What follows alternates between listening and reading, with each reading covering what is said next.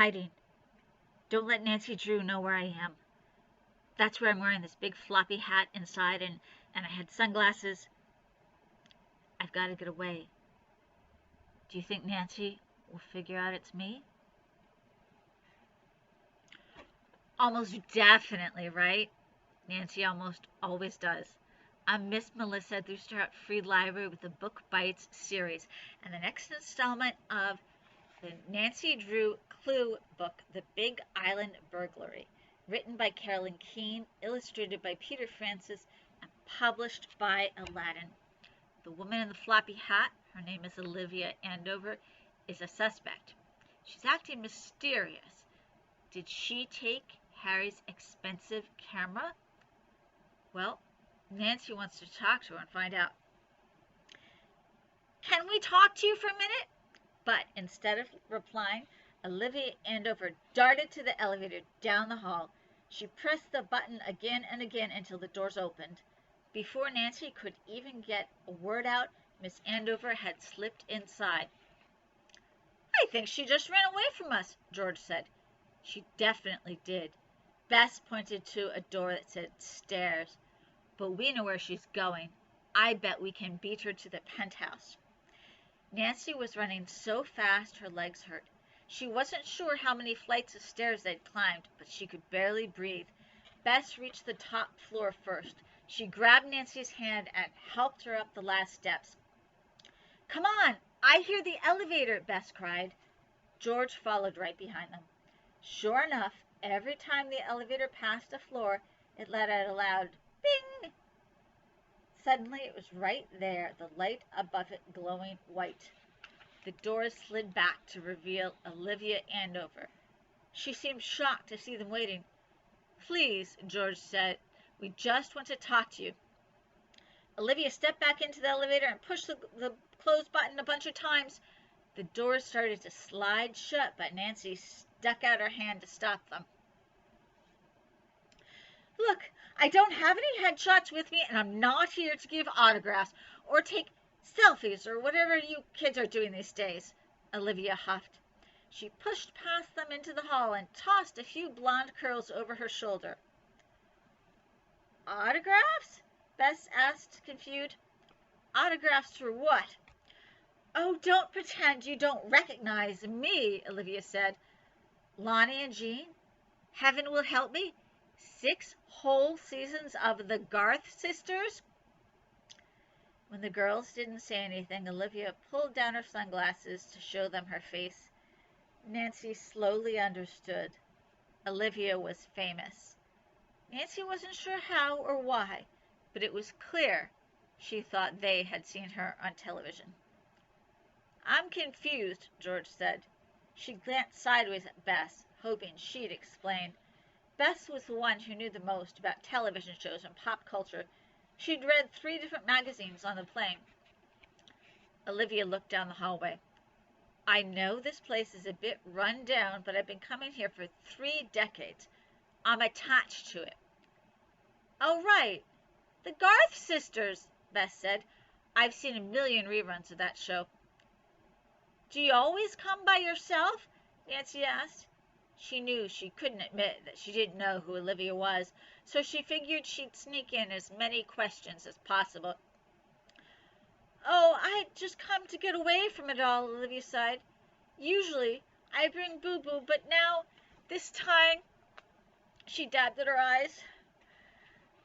Who's Boo-Boo? Bess asked. My dear, beloved dog. Olivia rifled through her purse and pulled out a photo of a tan poodle in a red sweater. He passed away just a week. She pulled a handful of tissues out of her purse, blew her nose, then pressed the photo to her heart. For a long while, the hallway was quiet. We actually want to talk to you about the luau last night, Bess started.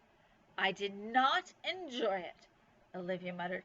I came here for some privacy, to grieve my boo-boo, and that man kept taking pictures of me. What did the man look like? George asked, but the girls already knew the answer. Olivia must have thought Harry was photographing her.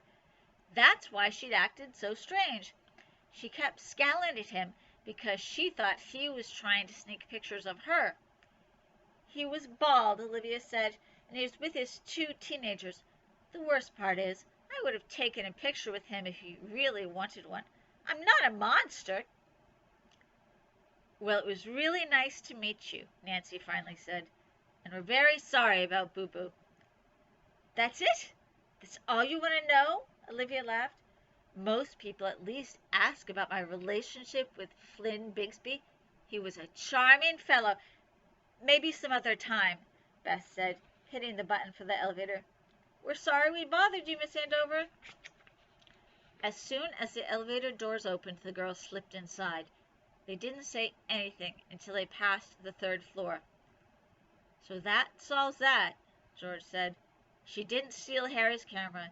She just thought he was a crazy fan.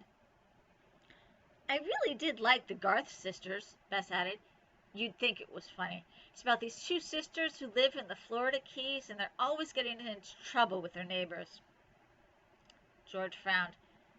We never liked the same shows. That's not true, Bess said. You liked the Magic Hour. I hated the Magic Hour. It was so silly, and Nancy interrupted them. She was our only suspect, so now what? She'd gotten really good at changing the subject when Bess and George started bickering.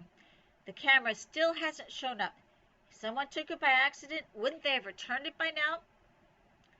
You're right, Bess said. It definitely wasn't an accident. The girls listened to a few more bings as the elevator reached the bottom floor. For the first time in a long while, they were completely stumped. Now they're outside. Bess curled her knees to her chest. I don't get it, she said. It's like the camera disappeared into thin air.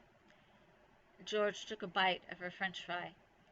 It must have been stolen while you and Harry were on stage doing the hula, but I was too busy watching the show.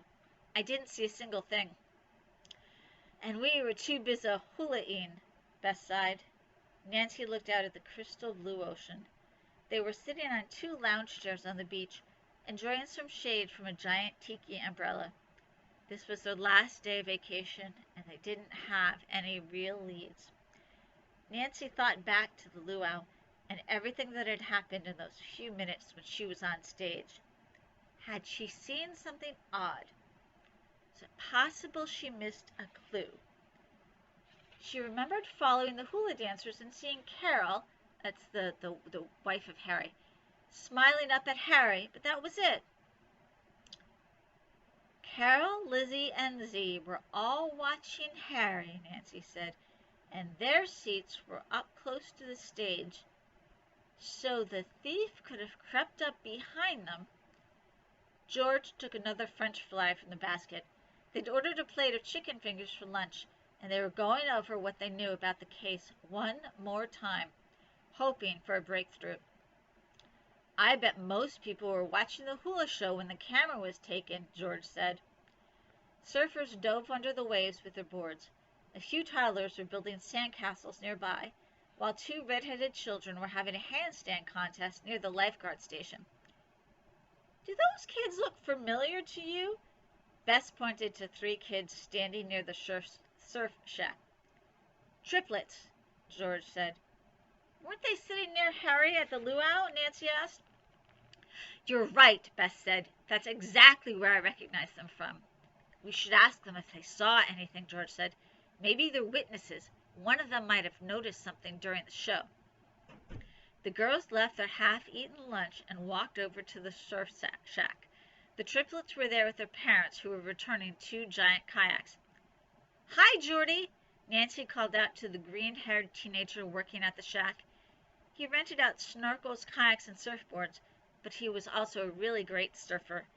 He'd given the girls a surfing lesson on their first day at Sunrise Resorts. Hey there! My shift is over soon, but let me know if you need another lesson before you go home. Practice makes perfect, eh? Jordy yelled over his shoulder as he helped the triplets' dad load the kayaks onto a rack. I think it would take 10 more lessons for us to be perfect surfers, George whispered to Nancy. It had been really hard to catch a wave. George had wiped out twice. Bess turned to the triplets' moms. I think I remember seeing you at the luau. Would you mind if we asked you some questions? The tall blonde woman peeled off her life jacket. She wore a bright red one-piece bathing suit. That should be fine. How can we help you? Did you guys see anything strange last night? George asked. One of the boys smiled. He held up a finger and started talking excitedly. Everything was strange because strange is just another word for different, and it was all so different that night. I'd never seen the hula or fire dancers.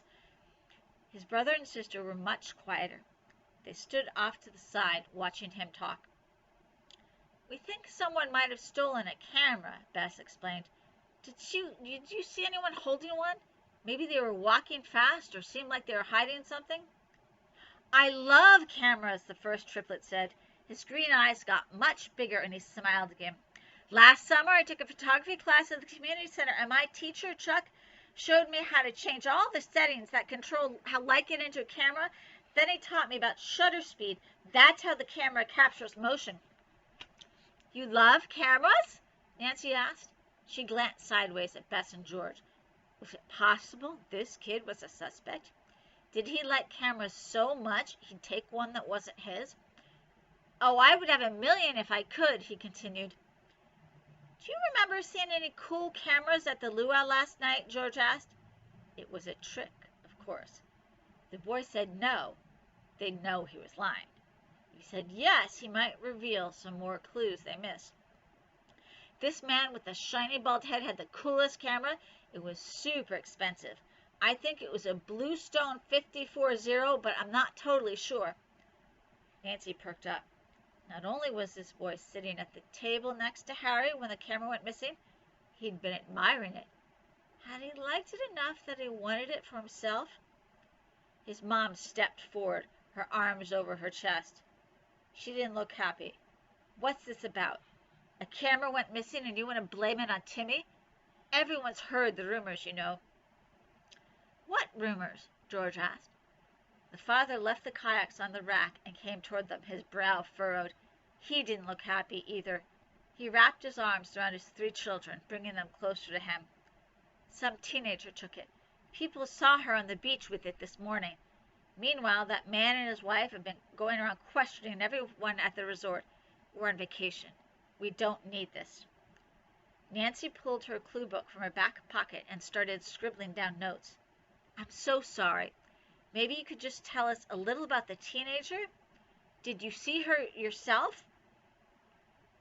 Did they see the teenager? Who's the mysterious teenager who might have the camera? We'll find out next time on Book Bites from the Oosterhout Free Library. In the meantime, you can check out this book or any of our other materials, including lots of Nancy Drew and Hardy Boy books. Check out our other YouTube programming like Story Times and Science Saturday. See you next time.